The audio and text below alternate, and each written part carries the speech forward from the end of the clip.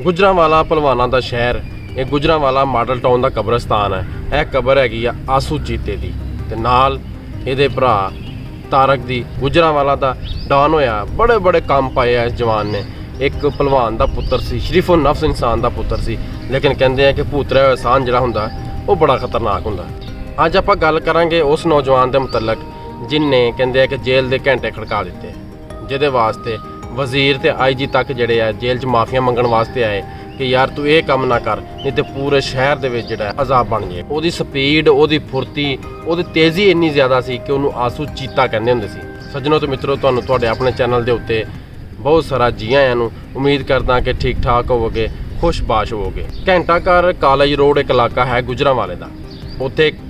Master Nawaz Shamim ਦੇ ਨਾਮ ਤੋਂ ਇੱਕ ਬੰਦਾ ਰਹਿੰਦਾ ਹੁੰਦਾ ਸੀ, ਜਿਹੜਾ ਕਿ ਨਿਹਾਇਤ ਹੀ ਸ਼ਰੀਫੋ ਨਫਸ ਇਨਸਾਨ ਸੀ। ਇੱਕ ਮਾਸਟਰ ਸੀਗਾ, ਉਹਦੇ 3 ਪੁੱਤਰ ਹੋਏ ਨੇ। ਇੱਕ ਦਾ ਨਾਂ ਆਸਿਫ ਸੀ, ਇੱਕ ਦਾ ਨਾਂ ਤਾਰਕ ਸੀ,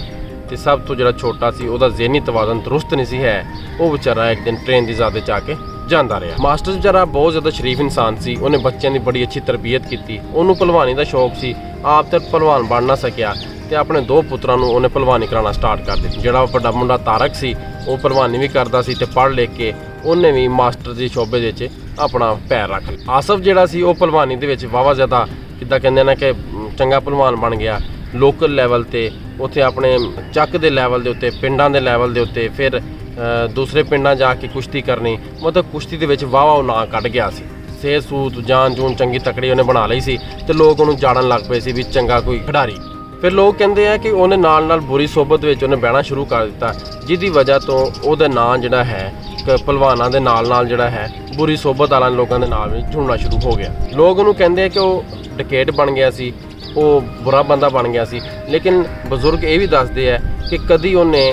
ਗਰੀਬਾਂ ਕੋਲੋਂ ਪੈਸਾ ਨਹੀਂ ਸੀ ਲੁੱਟਿਆ, ਕਦੀ ਗਰੀਬਾਂ ਦਾ ਨੁਕਸਾਨ ਨਹੀਂ ਸੀ ਕੀਤਾ। ਉਲਟਾ ਹਮੇਸ਼ਾ ਆਪਣੇ ਪਿੰਡ ਦੇ ਜਿੰਨੇ ਵੀ ਗਰੀਬ ਹੁੰਦੇ ਸੀ ਉਹਨਾਂ ਦੇ ਸਿਰ ਤੇ ਹੱਥ ਰੱਖਦਾ ਸੀ। ਜਿੰਨੀਆਂ ਵੀ ਧੀਆਂ ਭੈਣਾਂ ਹੁੰਦੀਆਂ ਸੀ ਉਹਨਾਂ ਦੀ ਬੜੀ ਇੱਜ਼ਤ ਕਰਦਾ ਹੁੰਦਾ ਸੀ ਤੇ ਉਹਨਾਂ ਨੂੰ ਹਮੇਸ਼ਾ ਉਹ ਕੁਝ ਨਾ ਕੁਝ ਸਪੋਰਟ ਕਰਦਾ ਸੀ। ਹਾਂ, ਲੋਕ ਇਹ ਜ਼ਰੂਰ ਕਹਿੰਦੇ ਨੇ ਕਿ ਅਮੀਰਾਂ ਨੂੰ ਉਹ ਲੁੱਟ ਫੁੱਟ ਕੇ ਗਰੀਬਾਂ ਨੂੰ ਉਹ ਦਿੰਦਾ ਹੁੰਦਾ ਸੀ। ਤੇ ਲੋਕ ਇਹ ਵੀ ਦੱਸਦੇ ਨੇ ਕਿ ਮਾਸਟਰ ਸ਼ਮੀਮ ਨਵਾਜ਼ ਨੇ ਵੀ ਕਦੀ ਅੱਜ ਤੱਕ 1 ਰੁਪਇਆ ਆਪਣੇ ਘਰ ਇਸਤੇਮਾਲ ਨਹੀਂ ਸੀ। ਜੋ ਕੁਝ ਆਸੂ ਚੀਤੇ ਨੇ ਲੈ ਕੇ ਆਣਾ ਉਹ ਸਾਰਾ ਉਹਨੇ ਇਲਾਕੇ ਦੇ ਜਿਹੜੇ ਗਰੀਬ ਲੋਕ ਹੁੰਦੇ ਸੀ ਉਹਨਾਂ ਦੇ ਘਰ ਵੰਡ ਛੱਡਣਾ ਤਾਂ ਕਿ ਇਹਨਾਂ ਦਾ ਚੁੱਲ੍ਹਾ ਚੱਲਦਾ ਰਹੇ। CID ਕ੍ਰਾਈਮ ਸਟੋਰੀਜ਼ ਦੇ ਸੋਹਣੇ ਮਿੱਤਰੋ, ਤੁਹਾਨੂੰ ਇਹ ਗੱਲ ਮੈਂ ਦੱਸਦਾ ਜਾਵਾਂ ਕਿ ਜਦੋਂ ਤੁਸੀਂ ਕੋਈ ਕੰਮ ਚੰਗਾ ਕਰਦੇ ਹੋ, ਉਹਦੇ 'ਚ ਮਾਹਿਰ ਹੋ ਜਾਂਦੇ ਹੋ, ਤੇ ਤੁਹਾਡੇ ਦੁਸ਼ਮਣ ਆਟੋਮੈਟਿਕਲੀ ਪੈਦਾ ਹੋਣਾ ਸ਼ੁਰੂ ਹੋ ਜਾਂਦੇ ਆ। ਤੇ ਉਹਦੀ ਭਲਵਾਨੀ ਦਾ ਜਿਹੜਾ ਇੰਨਾ ਜ਼ਿਆਦਾ ਕਹਿੰਦੇ ਆ ਕਿ ਡੰਕਾ ਵੱਜਦਾ ਸੀ ਕਿ ਉਹਦੇ ਮੁਖਾਲਫ ਆਟੋਮੈਟਿਕਲੀ ਪੈਦਾ ਹੋਣਾ ਸ਼ੁਰੂ ਹੋ ਗਏ ਸੀ। ਤੇ ਉਹਦੇ ਮੁਖਾਲਫਾਂ ਨੇ ਰਲ ਲਾ ਕੇ ਚੁੱਕ ਚੁਕਾ ਕੇ ਉਹਦੇ ਉੱਤੇ ਤੇ ਉਹਦੇ ਭਰਾ ਤਾਰਕ ਦੇ ਉੱਤੇ FIR ਦਰਜ ਕਰਾ ਦਿੱਤੀਆਂ ਤੇ ਉਹਨਾਂ ਨੂੰ ਗ੍ਰਿਫਤਾਰ ਕਰਾ ਦਿੱਤਾ। ਫਿਰ ਜਦੋਂ ਛੁੱਟ ਕੇ ਆਏ, ਇਹਨਾਂ ਦੋਵਾਂ ਭਰਾਵਾਂ ਨੇ ਰਲ ਕੇ ਉਹਨਾਂ ਦੇ ਘਰ ਦੇ ਉੱਤੇ ਚੜ੍ਹਾਈ ਕਰ ਦਿੱਤੀ। ਉੱਥੇ ਚੜ੍ਹ ਕੇ ਲਲਕਾਰੇ ਮਾਰੇ, ਉਹਨਾਂ ਨੂੰ ਚੰਗਾ ਦਰਵਾਜ਼ੇ ਕੁੱਟੇ ਉਹਨਾਂ ਦੇ ਕਿ ਅਗਰ ਕੋਈ ਮਾਜ ਦਾ ਲਾਲ ਹੈ ਤੇ ਅੱਜ ਸਾਹਮਣੇ ਆ ਕੇ ਸਾਡਾ ਮੁਕਾਬਲਾ ਕਰੇ। ਕੰਨ ਤੇ ਵਾਰ ਨਾ ਕਰੋ, ਸਾਹਮਣੇ ਆ ਕੇ ਦੱਸੋ ਤੁਹਾਡੇ ਨਾਲ ਕੀ ਤੁਹਾਨੂੰ ਤਕਲੀਫ ਹੈ। ਲੇਕਿਨ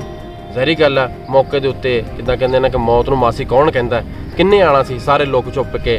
ਚੋਰ ਰਸਤਿਆਂ ਤੋਂ ਸਾਰੇ ਨਿਕਲ ਦੌੜ ਗਏ। ਜਦੋਂ ਇਹ ਪਰਲਿਆਂ ਦੇ ਡੇਰਿਆਂ ਦੇ ਉੱਤੇ ਜਾ ਕੇ ਗੋਲੀਆਂ ਦੀ ਬੁਛਾੜ ਕਰਦੇ ਆ, ਇਸ ਚੀਜ਼ ਦੀ ਇਤਲਾਹ ਪੁਲਿਸ ਨੂੰ ਮਿਲ ਜਾਂਦੀ ਹੈ। ਪੁਲਿਸ ਵੀ ਫੌਰਨ ਤੌਰ ਤੇ ਪਹੁੰਚ ਜਾਂਦੀ ਹੈ ਮੁਤਲਕਾ ਜਗ੍ਹਾ ਤੇ ਤਾਰਕ ਜਿਹੜਾ ਹੈ ਉਹਨੂੰ ਬਘਿਆੜ ਕਹਿੰਦੇ ਹੁੰਦੇ ਸੀ, ਉਹ ਤੇ ਮੌਕੇ ਤੋਂ ਨੱਸ ਜਾਂਦਾ ਹੈ। ਆਸੂ ਚੀਤਾ ਉੱਥੇ ਫੜਿਆ ਜਾਂਦਾ ਹੈ, ਉਹਨੂੰ ਪੁਲਿਸਾਂ ਚੋਰਦੀਆਂ ਡਾਲੇ 'ਚ ਤੇ ਲਿਆ ਕੇ ਢੱਕ ਛੱਡਦੀਆਂ। ਜੇਲ੍ਹ ਦੇ ਵਿੱਚ ਆਸੂ ਚੀਤੇ ਦੀ ਮੁਲਾਕਾਤ ਸਫਦਰ ਉਰਫ ਛੱਬਾ ਭਲਵਾਨ ਹੁੰਦਾ। ਉਹ ਕਹਿੰਦੇ ਨੇ ਕਿ ਮੱਝਾਂ ਦੀਆਂ ਭੈਣਾਂ ਹੁੰਦੀਆਂ ਨੇ ਤੇ ਭਲਵਾਨਾਂ ਦੇ ਜਿਹੜੇ ਨਾ ਇੱਕੋ ਜਿਹੇ ਉਹਨਾਂ ਦੀ ਬਣਦੀ ਬਹੁਤ ਹੁੰਦੀ ਹੈ। ਦੋਵਾਂ ਭਲਵਾਨਾਂ ਦੀ ਆਪਸ ਯਾਰੀ ਲੱਗ ਗਈ, ਇੰਨੀ ਯਾਰੀ ਲੱਗ ਗਈ ਕਿ 2 ਬੁਰਜ ਬਣ ਗਏ ਚੰਗੇ ਭਲੇ। ਹੁਣ ਬਾਹਰ ਵੀ ਇਹ ਖਬਰਾਂ ਫੈਲ ਗਈਆਂ ਵੀ ਬੁਰਜ 2 ਇਕੱਠੇ ਹੋ ਗਏ ਨੇ ਤੇ ਇਹਨਾਂ ਬੁਰਜਾਂ ਨੂੰ ਢਾਉਣਾ ਹੁਣ ਬਹੁਤ ਔਖਾ ਹੋ ਗਿਆ। ਇੱਕ ਦਿਨ ਸਫਦਰ ਔਰ ਛੱਬਾ ਭਲਵਾਨ ਜਿਹੜਾ ਆਪਣੀ ਪੇਸ਼ੀ ਦੇ ਉੱਤੇ ਅਦਾਲਤ ਜਾਂਦਾ ਹੈ ਜੇਲ੍ਹ ਦੇ ਵਿੱਚੋਂ,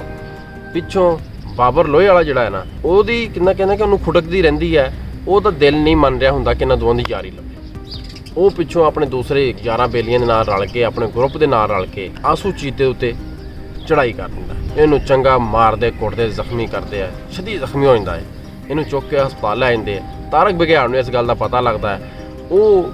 ਉੱਥੇ ਹਸਪਤਾਲ ਪਹੁੰਚਣ ਦੀ ਕੋਸ਼ਿਸ਼ ਕਰਦਾ, ਲੇਕਿਨ ਪੁਲਿਸਾਂ ਦਾ ਪਹਿਰਾ ਲੱਗਾ ਹੁੰਦਾ ਹੈ। ਉਹ ਬਥੇਰੀ ਸੱਜਿਓ ਖੱਬਿਓ ਮਾਰਦਾ ਹੈ, ਕੋਸ਼ਿਸ਼ ਕਰਦਾ ਕਿਸੇ ਤਰੀਕੇ ਭਰਾ ਨੂੰ ਉੱਥੋਂ ਕਢਾ ਕੇ ਲੈ ਜਾਵਾਂ, ਲੇਕਿਨ ਪੁਲਿਸਾਂ ਦੇ ਪਹਿਰੇ ਲੱਗੇ ਹੁੰਦੇ, ਇੱਦਾਂ ਕੌਣ ਜਾਣ ਦਿੰਦਾ। ਉੱਥੋਂ ਨਾਕਾਮ ਹੋ ਜਾਂਦਾ ਹੈ। ਖੈਰ ਫਿਰ ਆਸੂ ਚੀਤੇ ਨੂੰ ਵਾਪਸੀ ਜਦੋਂ ਠੀਕ ਹੋ ਜਾਂਦਾ ਹੈ ਤੇ ਵਾਪਸੀ ਜੇਲ੍ਹ ਲਿਆ ਜਾਂਦਾ ਹੈ। ਲੇਕਿਨ ਉਹਨੇ ਇੱਕ ਗੱਲ ਕੀਤੀ ਸੁਪਰਡੈਂਟ ਨੂੰ, ਉਹਨੇ ਆਖਿਆ ਕਿ ਬਾਬਰ ਲੋਹੇ ਵਾਲਾ ਜਿਹੜਾ ਉਹ ਮੇਰੇ ਆਸਿਓਂ ਪਾਸਿਓਂ ਨਾ ਲੰਘੇ, ਅਗਰ ਉਹ ਲੰਘੇਗਾ ਤੇ ਕੰਮ ਖਰਾਬ ਹੋਣਗੇ। ਲੇਕਿਨ ਪੁਲਿਸਾਂ ਨੇ ਗੱਲ ਕਿੱਦਾਂ ਕਹਿੰਦੇ ਨੇ ਕਿ ਨਾਰਮਲ ਰਹੀ ਵੀ ਉਹ ਬਥੇਰੇ ਆਏ ਤੇਰੇ ਵਰਗੇ ਬਦਮਾਸ਼ ਬਥੇਰੇ ਵੇਖੇ ਆ ਸੁੱਟੋ ਚੁੱਕੇ ਨੂੰ ਅੰਦਰ ਚੁੱਕ ਕੇ ਮਾਰਿਆ ਅੰਦਰ ਪਿਆ ਰਿਹਾ ਉਹ ਕਿੱਦਾਂ ਕਹਿੰਦੇ ਨੇ ਕਰਨੀ ਫਿਰ ਰੱਬ ਦੀ ਇਦਾਂ ਹੋਈ ਕਿ ਇੱਕ ਦਿਨ ਬਾਬਰ ਲੋਹੇ ਵਾਲਾ ਜਿਹੜਾ ਸੀ ਉਹ ਵੀ ਬਾਹਰ ਟੁਰਦਾ ਫਿਰਦਾ ਸੀ ਇਹ ਵੀ ਬਾਹਰ ਫਿਰਨ ਡੇ ਸੀ ਜੋ ਹੀ ਉਹ ਸਾਹਮਣੇ ਆਇਆ ਨਾ ਇਹਨਾਂ ਨੇ ਫਿਰ ਉਹਨੂੰ ਫੜ ਕੇ ਚੰਗਾ ਵਜਾਇਆ ਰੂਹ ਰਾਜ਼ੀ ਕੀਤਾ ਇਹਨਾਂ ਨੇ ਉਹਨੂੰ ਫੜ ਕੇ ਨਾ ਸਿਰਫ ਉਹਨੂੰ ਫੜਿਆ ਬਲਕਿ ਉਹ ਪੂਰੇ ਦੇ ਪੂਰੇ ਜਿਹੜੇ ਬਾਉਂਡਰੀ ਸੀ ਜੇਲ੍ਹ ਦੀ ਉਹਦੇ ਵਿੱਚ ਹੰਗਾਮਾ ਬਰ ਪਏ ਹੋ ਜਿੰਨੇ ਵੀ ਉੱਥੇ ਵਾਰੰਟੀ ਵਗੈਰਾ ਫਿਰਦੇ ਪਏ ਸੀ ਜਾਂ ਜਿੰਨੇ ਵੀ ਅਹਿਲਕਾਰ ਸੀ ਸਾਰੇ ਨੱਸ ਨੁੱਸ ਗਏ ਉੱਥੋਂ ਆਪਣੀ ਜਾਨ ਬਚਾਉਣ ਦੇ ਚੱਕਰਾਂ 'ਚ ਤੇ ਉੱਥੇ ਬੜੀ ਖਲਬਲੀ ਮਚ ਗਈ ਆਸੂਜੀਤ ਨੇ ਚੁੱਕੀ ਮੰਜੀ ਤੇ ਛੱਤ ਤੇ ਜਾ ਕੇ ਡਾਲੀ ਉਹਨੇ ਕਿਹਾ ਹੈ ਕੋ ਮਾਈ ਦਾ ਲਾਲ ਤੇ ਆਵੇ ਫਿਰ ਇੱਥੇ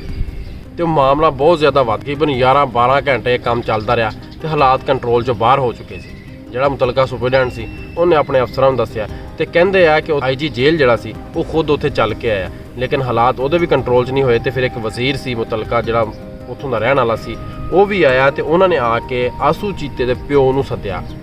ਉਹਦੀ ਮਿਹਨਤ ਕੀਤੀ ਕਿ ਯਾਰ ਮਿਹਰਬਾਨੀ ਕਰ ਪੁੱਤਰ ਆਪਣੇ ਨੂੰ ਸਮਝਾ ਵੀ ਹਾਲਾਤ ਖਰਾਬ ਨਾ ਕਰੇ ਕਿਉਂਕਿ ਇੱਥੇ ਹੋਰ ਵੀ ਬਹੁਤ ਵੱਡੇ ਵੱਡੇ ਜਿਹੜੇ ਬੰਦੇ ਆ ਉਹ ਡੱਕੇ ਹੋਏ ਆ ਅਗਰ ਉਹ ਛੁੱਟ ਜਾਂਦੇ ਆ ਤੇ ਸ਼ਹਿਰ ਦਾ ਜਿਹੜਾ ਸਤਿਆਨਾਸ਼ ਹੋ ਜਾਏਗਾ ਤੇ ਕਹਿੰਦੇ ਆ ਕਿ ਆਸੂ ਚੀਤੇ ਦਾ ਪਿਓ ਆਇਆ ਲੇਕਿਨ ਉਹਨੇ ਆ ਕੇ ਪੁੱਤਰ ਨੂੰ ਮਿਲਿਆ ਨਹੀਂ ਕਿਉਂਕਿ ਉਹ ਬੜਾ ਸ਼ਰੀਫ ਇਨਸਾਨ ਸੀ ਉਹ ਨਹੀਂ ਸੀ ਚਾਹੁੰਦਾ ਕਿ ਮੇਰਾ ਪੁੱਤਰ ਇਦਾਂ ਦੇ ਕੰਮ ਕਰੇ ਕਹਿੰਦੇ ਆ ਕਿ ਉਹਨੇ ਜੇਲ੍ਹ ਦੀ ਮਸਜਿਦ ਜਾ ਕੇ ਐਲਾਨ ਕੀਤਾ ਕਿ ਆਸੂ ਤੈਨੂੰ ਇਹ ਆਖਿਆ ਕਿ ਕੰਮ ਨਾ ਕਰ ਜੇ ਤੂੰ ਹੁਣ ਇਹ ਕੰਮ ਕੀਤਾ ਨਾ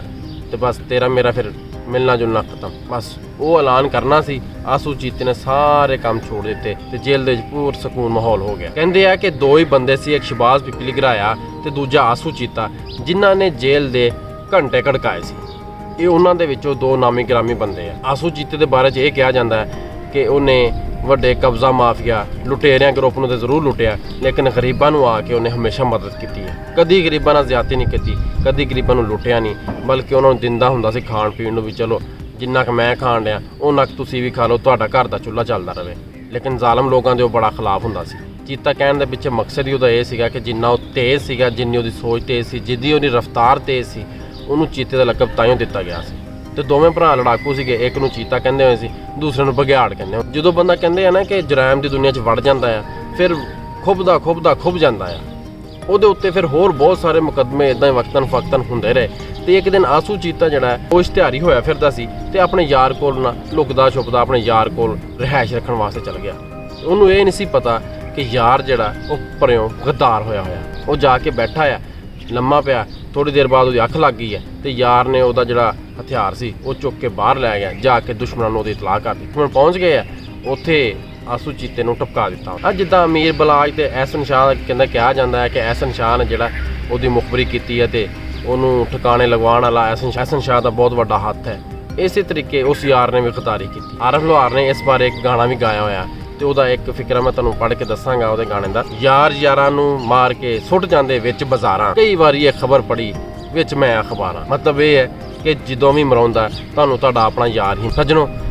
ਇਹ ਸਾਰੀ ਸਟੋਰੀ ਤੁਹਾਨੂੰ ਦੱਸਣ ਦਾ ਮਕਸਦ ਇਹ ਸੀਗਾ ਕਿ ਜਦੋਂ ਇਨਸਾਨ ਇੱਕ ਜੁਰਮ ਕਰਦਾ ਹੈ ਨਾ ਉਹ ਫਿਰ ਦੂਜਾ ਜੁਰਮ ਕਰਨ ਤੋਂ ਨਹੀਂ ਡਰਦਾ ਵੱਧਦਾ ਉਹ ਬਹੁਤ ਕਿੱਦਾਂ ਕਹਿੰਦੇ ਨੇ ਕਿ ਇੱਕ ਜੁਰਾਇਮ ਦੀ ਦੁਨੀਆ ਦਾ ਇੱਕ ਬੇਤਾਜ ਬਾਦਸ਼ਾਹ ਬਣ ਜਾਂਦਾ ਤੇ ਹਰ ਟਾਈਮ ਫਿਰ ਮੌਤ ਉਹਦੇ ਸਿਰ ਦੇ ਉੱਤੇ ਲਟਕਦੀ ਰਹਿੰਦੀ ਹੈ ਤੇ ਇਹਨਾਂ ਚੀਜ਼ਾਂ ਤੋਂ ਬਚਿਆ ਕਰੋ ਇਹ ਕਿਉਂਕਿ ਜ਼ਿੰਦਗੀ ਕੋਈ ਨਹੀਂ ਹਰ ਟਾਈਮ ਦਾ ਖਤਰਾ ਹਰ ਟਾਈਮ ਦੀ ਪਰੇਸ਼ਾਨੀ ਤੁਹਾਡੇ ਸਿਰ ਤੇ ਰਹਿੰਦੀ ਹੈ ਸੱਜਣੋ ਅਗਰ ਤੁਹਾਨੂੰ ਮੇਰੀ ਵੀਡੀਓ ਪਸੰਦ ਆਈ ਹੈ ਤੇ ਮੇਰੇ ਇਸ ਚੈਨਲ ਨੂੰ ਲਾਈਕ ਵੀ ਕਰ ਲਓ ਇਹਨੂੰ ਸਬਸਕ੍ਰਾਈਬ ਵੀ ਕਰ ਲਓ ਤਾਂ ਕਿ ਇਸ ਤਰ੍ਹਾਂ ਦੀਆਂ ਜੋ ਵੀ ਵੀਡੀਓਜ਼ ਨੇ ਉਹ ਤੁਹਾਡੇ ਤੱਕ ਪਹੁੰਚਦੀਆਂ ਰਹਿਣ ਉਹਨਾਂ ਵੀਡੀਓਜ਼ ਨੂੰ ਤਾਂ ਕਿ ਤੁਸੀਂ ਦੇਖ ਸਕੋ ਮੈਨੂੰ ਇਜਾਜ਼ਤ ਦਿਓ ਸੋਹਣਿਓ ਫਿਰ ਮਿਲਾਂਗੇ ਆਪਣੀ ਇੱਕ ਨਵੀਂ ਵੀਡੀਓ ਨਾਲ ਉਸ ਟਾਈਮ ਤੱਕ ਰੱਬ ਰਾਖਾ